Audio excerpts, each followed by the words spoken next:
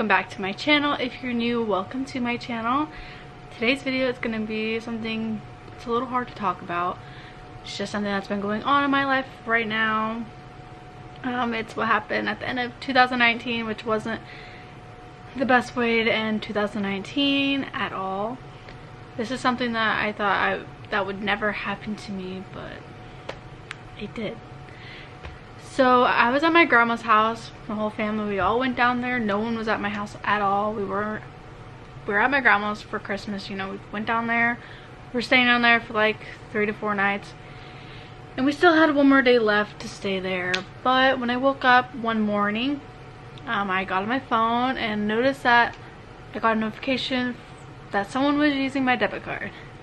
And we were such in a hurry and we were such in a rush that day we were leaving, I forgot to grab my purse out of my car. And I always bring my purse, and I always grab my purse out of my car, especially when I go like on vacations and stuff. But we were just such in a hurry, I totally forgot to grab it. I was gonna grab it, I had it, I was in my head, I was gonna grab it. Then we were just such in a rush, I just forgot to grab it. And yeah, I noticed that someone was using my debit card at 7-Eleven. They spent about 30 bucks at 7-Eleven. Great for me, right? But yeah, so I was like freaking out. I called my mom. I was like, oh my gosh, someone's using my debit card. It was in the car, so obviously someone broke into our car or whatever, you know. And I was just freaking out. And my mom told me to call Christian, my boyfriend, you know, to tell him to go to my house, go check to see what happened to the car, you know, if my stuff was still in there, whatever, if the car was still there, you know. I was just freaking out. Like, I was crying. Like, my anxiety was like so freaking high, you guys. Like, oh my gosh.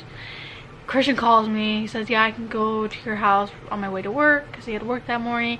And I get a call. I was calling my bank and everything, saying that, you know, that someone is using my debit card. So it's just like really hard to talk about. It's just like every time I talk about it, my anxiety gets so high, you guys. Like, I don't know, I freak out every time I talk about this. This is why it's been a while. This is why it's been taking me a while to like tell you guys all this, and so I know more information about it.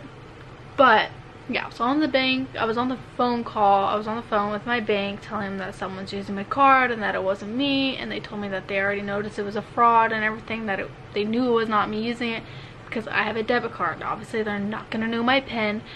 So they went to 7-Eleven and they used it as a credit card. First they spent about $5 to make sure, you know, it had anything in it, it had money on it, you know. Obviously it did. And they used it again and they spent about $27. Yeah. And they noticed it was a fraud right away, obviously, because they used it as a credit card, not a debit card. They slide the card instead of putting it into the whatever that new thing is they have to put your card in. Yeah, they already noticed it was a fraud right away, so that's really good. And they're kind of stupid because we ended up calling 7-Eleven so they can check the recordings and stuff to see who did that. But I'll get into that, you know, later on. Okay, so now Christian calls me back and I'm like on the phone with my bank. I ended up just ending the call with my bank because they already knew it was a fraud and everything. And what Christian told me, I flipped out. He calls me and he's like, the car is gone. And I flipped out, you guys. Like, no joke. I started crying. I'm like, oh my god, are you serious? Oh my god. Like, it was so bad, you guys. Like, what a great way to end the year, right? With your car stolen. And my mom was on the phone when he said that, and she called the police right away. And yeah, it was just bad. My mom had to leave her trip. She was at a hotel, staying in a hotel with my stepdad. And I was at my grandma's and I was gonna go do things with my family because I never get to see them. And then it all got ruined and we all had to go home that day. We rushed home to get home. And yeah, it sucked. It really sucked. I didn't really want to go home yet because I wanted to go spend time with my dad and my grandma because they wanted to go see me and everything because they never get to. And then this whole situation had to happen, so it really sucked. Like, it really did, and it was just really sad. So we get home and, you know, nothing really happens. We haven't heard anything for like 3 days. And then on Monday morning, I think it was Monday morning, like last Monday. The police called my mom and whatever. They told her that they found our car crashed. Some 19-year-old girl, I'm not going to be saying any names or any details because I don't need to be saying any of that, but I can tell you the story. But yeah, the police found my car crashed, and yeah, that was sad. My whole car crashed. Oh, and by the way, me and my mom shared this car. My insurance is on it, hers insurance is on it, my stepdad's insurance is on it. So yeah, me and my mom pretty much share this car because we're the only one that ever used it. And yeah, they found it crashed. She went to jail, but she's already out the first day she went there. She only needed to pay $1,000. I don't know who paid it, but someone who really wanted her out paid it. And yeah. And then they took our van, whatever, to a tow, whatever. And my mom had to go to court, whatever. And oh, and this girl, she looked like she was on a lot of freaking drugs. And she definitely was, once I will tell you what happens more towards the end of this story, which is even more sad. But yeah, my mom had to go to court, and I guess she ended up hitting a police car. I think it was probably like she was running away from the cops or something like that. That's my guess. But yeah. And then they went to go to the van to go see what was still in there. My purse was gone, my $40 purse. All my cars that were in there were gone. The only thing they left in there was my ID. My mom had cans in there. Those were gone. My mom had clothes to go take to my cousins. They were gone. All our CD discs were gone. My sister's books were gone. Like, literally everything was gone. My aux cord was gone. So they tried getting in, like, in the glove box, you know, it was locked or whatever, and it's not even locked. Like, you literally can't even get into it. You could never. And they tried getting into it, and I guess they got some stuff, I don't really know, but they tried taking one of my mom's cards. It was just like a jewelry like place kind of card, but they kept it in the car. So obviously they were going through the whole glove box. They broke the thing. Like, there's this thing in my van where you just push the thing and it opens. That won't even open anymore because they were trying to get into the glove box, and they like broke everything on that side, you know, everything to like storage your stuff in. Yeah, they broke that. My mom said the whole dashboard was broken and everything. And where they crashed, the whole like front tire, she said, was like just ruined, damaged and everything. And yeah, there's dents all over the car. I forgot to tell you that. There's dents all over the car. The whole like front was pretty much all damaged on both sides. And then we went to go check, and the front tire was very damaged.